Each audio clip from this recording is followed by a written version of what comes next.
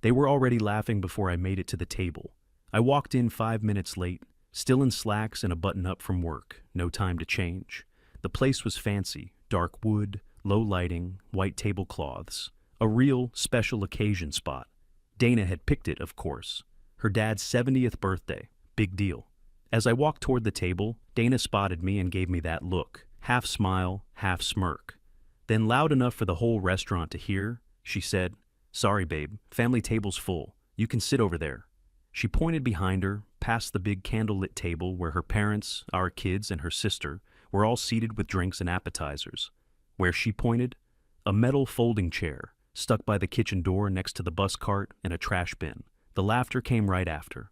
Her dad chuckled. Her mom sipped her wine and said something under her breath I couldn't hear. Jenna gave me that same practiced eye roll she'd had since she was a teenager. Kyle smirked, the way grown kids do when they're half embarrassed for you. I stood there like a statue. "Before we start, how's your day going, and where are you joining from?" I didn't say a word, just walked over and sat down in that rickety chair. The thing rocked every time someone came through the swinging door. The smell of bleach and fryer oil hit every few minutes. One waiter actually stopped and looked at me, confused. "You at that party?" he asked, nodding toward them. I looked over. Dana was mid-story about her latest yoga retreat, hands flying, all eyes on her. "Yeah," I said, flipping the menu open. "But I'll just have a coffee." He blinked. "You sure? They're doing a full prefix menu, steak and just coffee." He nodded and walked off. I kept the menu open like I was reading it, but I wasn't. I just needed something to do with my hands. Every few seconds, the table burst out laughing again. I couldn't hear most of it, but I caught pieces. He brought the wrong drill. Remember when he tried to fix the sink? Should have called a real handyman. They weren't even whispering. I sat back, folded the menu shut, and sipped my coffee. Bitter, burnt, fitting. The first time I realized I was more of a tool than a husband was probably year 3. Dana's dad had just bought a fixer-upper down in Norfolk. He called me, not Dana, me, to come hang shelves, patch drywall, and install ceiling fans in July heat with no AC.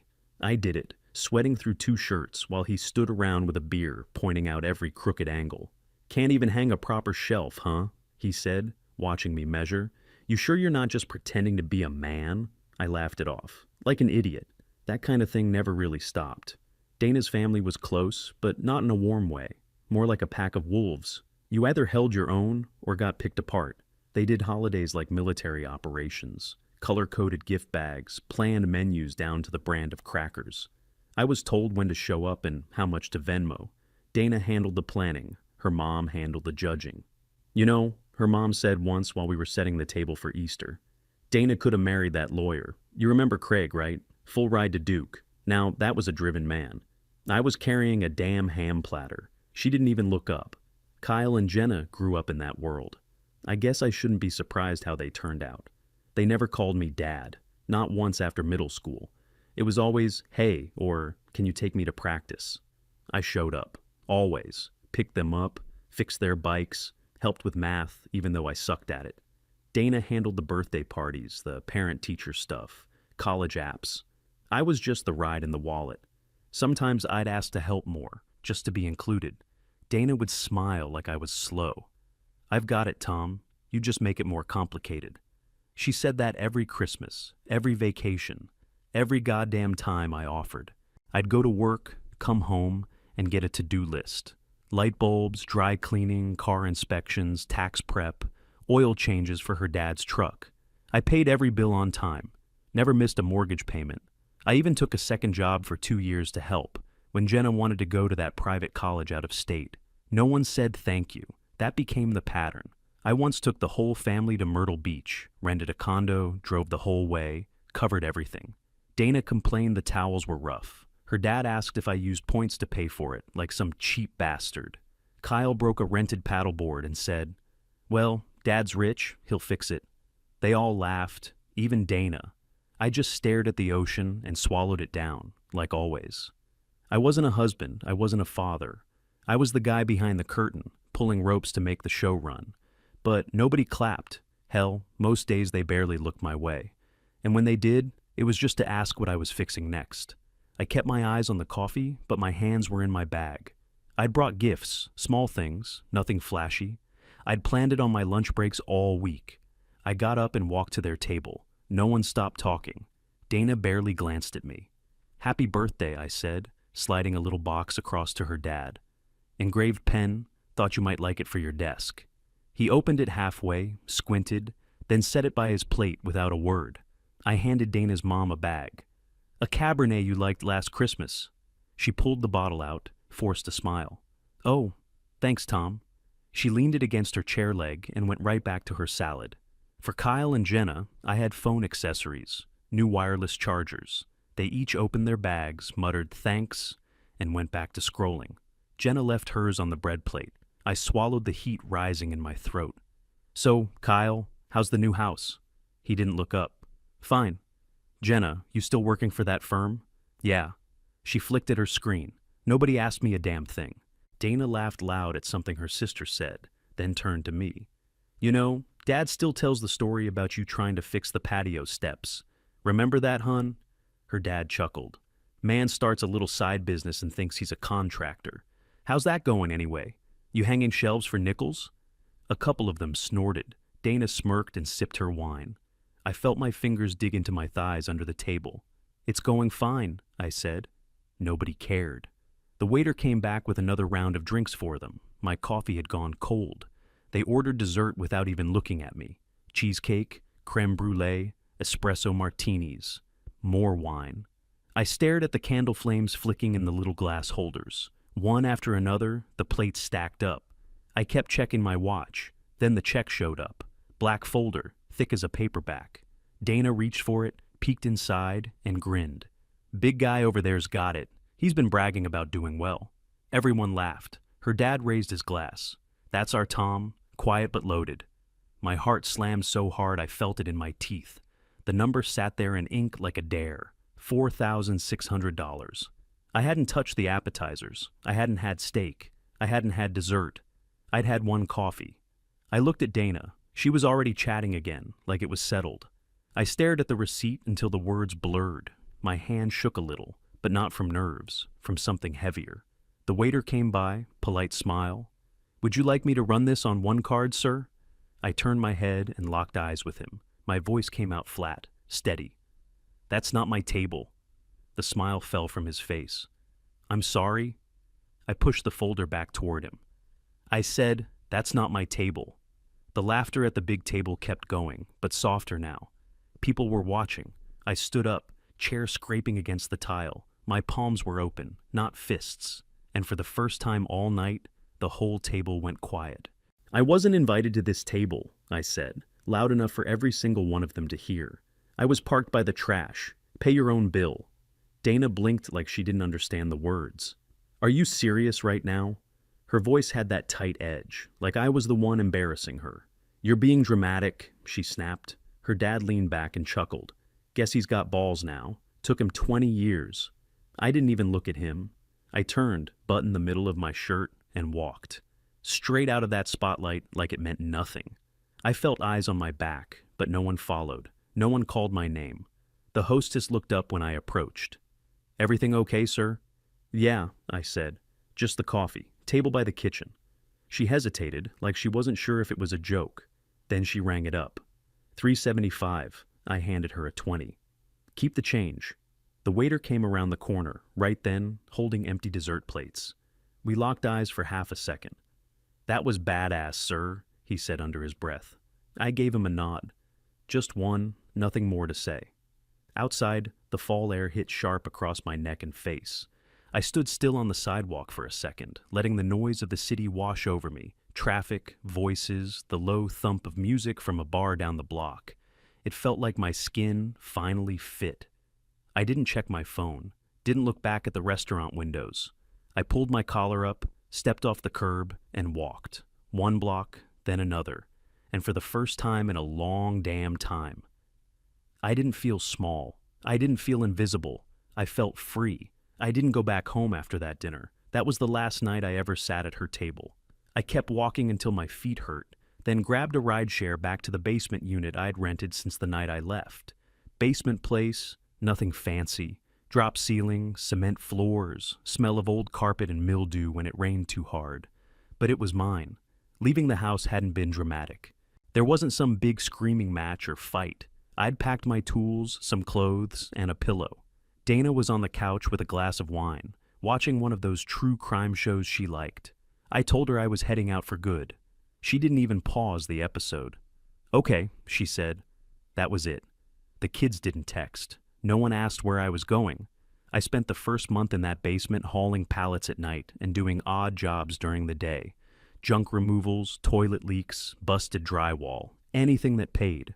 Word started spreading around the neighborhood that I actually showed up on time and didn't screw people over. Then one day, I fixed a busted railing for an old lady who used a walker. She cried when she saw it was level again. Said no one else even called her back. That's when it clicked. I put together a name, printed some flyers at the library, and walked door to door in senior communities. Affordable home repairs, honest work, no upsells. I didn't have a loan, didn't have a partner, didn't have anyone, just a rusted out van, a dented toolbox, and a gut full of spite. But I kept going. The money wasn't great at first. I had to skip meals sometimes, sleep in the van between jobs. But slowly people started calling back. They'd offer me soup, coffee, sometimes cash in envelopes with smiley faces drawn on them. By year 5, the business was steady enough that I could take on real contracts and hire help. I still sent the kids birthday messages. Simple stuff. Proud of you, hope it's a good one. Never got a reply. I emailed Dana about the divorce paperwork, twice. She never responded. Third time, I sent it through a lawyer I paid cash for, 1 meeting only. She signed, no note, no questions. It was like I'd never existed. But every time I showed up to fix a window or patch a roof, I reminded myself, I didn't need them to know I was real. I'd already proved it. 1 week later, I was sitting in my office, staring at a stack of contracts, when my phone lit up. First text was from Kyle. They charged all our cards, still short. The restaurant's threatening collections. Can you fix this? I blinked, scrolled down. Next was from Jenna. Mom's freaking out. Everyone's pissed. This is serious, Dad. You can't just walk out like that. Then Dana. Your little stunt embarrassed the whole family. You owe my father an apology. I didn't respond. I just laughed. Quiet, from my chest. Like something cracked loose. First real laugh I'd had in weeks. Across from me, my new office window looked out over a small parking lot with my company logo painted across 2 spots. TP Home Solutions. I was in a real building now, rented second-floor unit above a bakery. Clean floors, working AC, actual desk. There were folders stacked neatly in front of me, each one representing real money, real work. The top one was the new contract from a property management firm that handled 3 apartment complexes downtown. $1.2 million over the next 2 years. My assistant knocked lightly and stepped in with 2 coffees. The inspector signed off. They're good to go. You want the final docs? Yeah, I said, picking up the pen. She slid the folder across and I signed it without looking at my phone again. The messages kept buzzing in my pocket. I let them. I didn't owe them anything. Not a dollar, not a call, not a goddamn apology. They needed me now. That was the shift. They weren't used to that feeling, being the ones ignored, being the ones left on red. I'd lived in that silence for 2 decades, wore it like a uniform. Now it was theirs. I pushed the signed paperwork across the table and leaned back in my chair. Outside, the crew was loading supplies into the new work van, the one with heat, working brakes, and my name in vinyl across the sides. Inside, the text kept rolling in. But I didn't flinch. A few months later, I stood at the head of a rented banquet table. 18 seats, all full. The room wasn't fancy, folding tables dressed up in cheap white linen, old chandeliers overhead, but it was ours. No assigned seating, no head table power plays. Just people who had busted their asses together. My lead tech, Brian, sat near the end, laughing with our bookkeeper. Across from them was Deb, the first client who ever paid me over $200. Said I was the first guy who didn't treat her like a stupid old lady. And next to her was Chuck, the bar owner who'd let me use his back room for meetings when I couldn't afford an office. He was nursing a scotch and smiling like a proud uncle. No one here asked me to prove myself. They already knew who I was. They'd seen me haul lumber with a fever, Seen me show up on Sundays to redo a job I wasn't happy with. Seen me cover a crew member's rent out of my own pocket without saying a word. Brian stood up and tapped his glass with a spoon. Can I say something real quick? People quieted down. He raised his glass. To Tom, the guy who built something real and didn't kiss anyone's ass to do it. A few people clapped. Some whooped. I didn't smile much, but I lifted my beer in the air and nodded. Later, after the plates were cleared and people were picking at leftover cake, one of our new interns, kid named Eli, barely 20, came over with a soda in hand. Hey, can I ask you something? He said, voice low. Shoot. You ever hear from your old family? I nodded. Yeah, they still want to talk. He looked down at his drink, then back at me. You gonna meet with them? I took a sip of my beer, set it down slow, and said, I already gave them my answer. They just didn't like hearing it. He didn't say anything, just nodded once. Someone turned up the music. A few guys started dragging chairs to the sides and clearing space to dance. I stood up, cracked my back, and went to grab another round. The next morning, my phone buzzed with a voicemail. I didn't recognize the number, but I knew the voice before she even said her name. Hey, our anniversary dinner's next week. Thought maybe you'd come, if you've stopped being so sensitive. That was it. No apology, no question. Just that same Dana tone, like I was the one who never got it. I hit delete and set the phone face down. That night, I showed up at the community center with 2 toolboxes, 3 extension cords, and a box of leftover donuts.